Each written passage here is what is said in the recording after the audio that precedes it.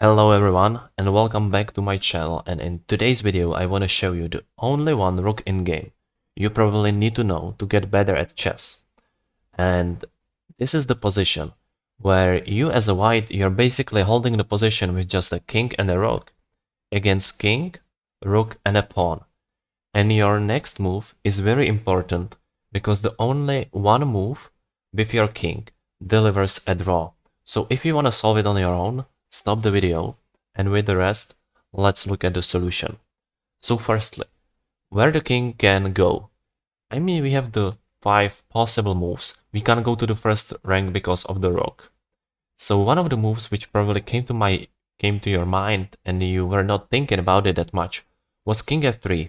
And you probably see that moving the king on the third rank is not that possible because after the king f3 move, you're gonna be checked with the rook from f1, and now you're thinking that you're attacking the rook and the pawn and you might win one of these. But the problem is that in this moment, black is able to promote to the queen and you're unable to take the rook, and if you decide to take the queen instead, black just recaptures back, and as we know, king and the rook combination end up in a win for a black.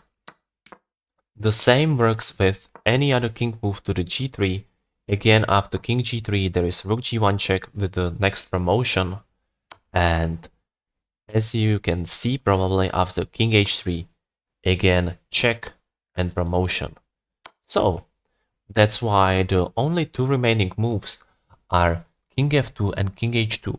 So which one we would like to choose?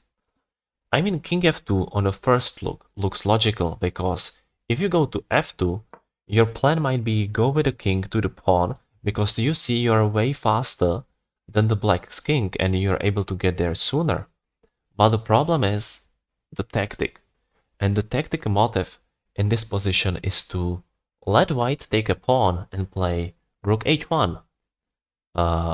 So what we are doing right now as a white, we are taking the pawn, right? But that's a problem, because now we have both pieces on the second rank. Black can just deliver one check, and after king moves, we are losing the rook, and we are losing again. So that's why move king f2 is not the way how to draw the position. So what about king h2? If we play king h2, the black can't move the rook because whenever he moves the rook, he's losing the pawn, and it's gonna be a draw, as we said in the beginning.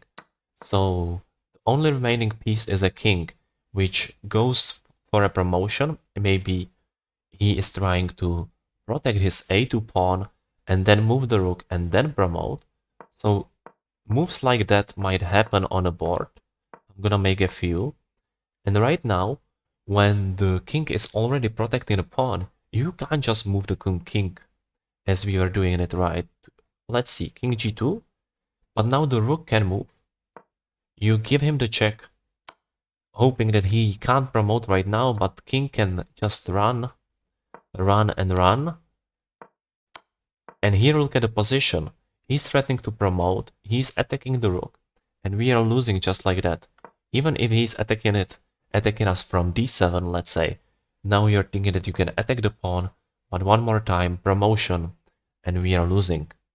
So let me please jump back to the position where we were before, and instead of king g2, now we have the rook, and we have a more or less infinite check, because whenever the king is trying to protect the pawn, we can just give him the check, and when he is not and he's coming towards our rook, let's say after a few more checks, just like that,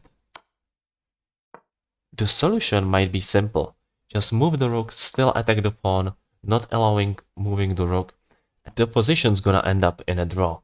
Thank you so much for watching. Don't forget to click on the sub because we are growing so fast. Thank you all who clicked on the subscribe button already, and see you next time.